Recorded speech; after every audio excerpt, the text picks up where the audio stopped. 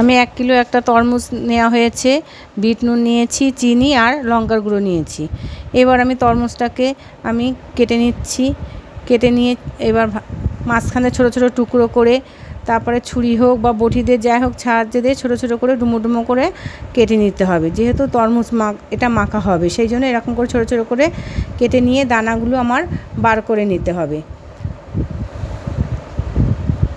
বটি দিয়ে কাটলেও চলে বা এইভাবে কাটলেও হয়, যে যেরকমভাবে পারবেন সেভাবেই এগুলো কেটে নেবেন, সাদা অংশটা যাতে না থাকে। এবার দানাটা আমি ছুরি দিয়ে একটু একটু করে আমি বেছে পরিষ্কার করে নিচ্ছি। এবার নুন দেওয়া হচ্ছে, বিট নুন সামান্য যতটা লাগবে।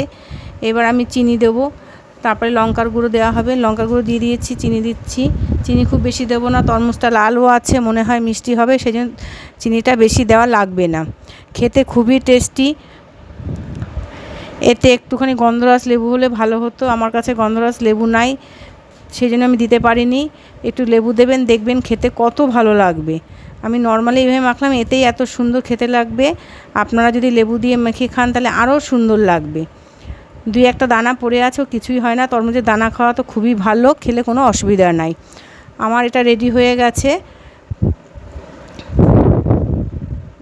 দেখুন আমার রেডি করা হয়েছে, করে ফেললাম। খেতেও খুব ভাল লাগবে। ধন্যবাদ।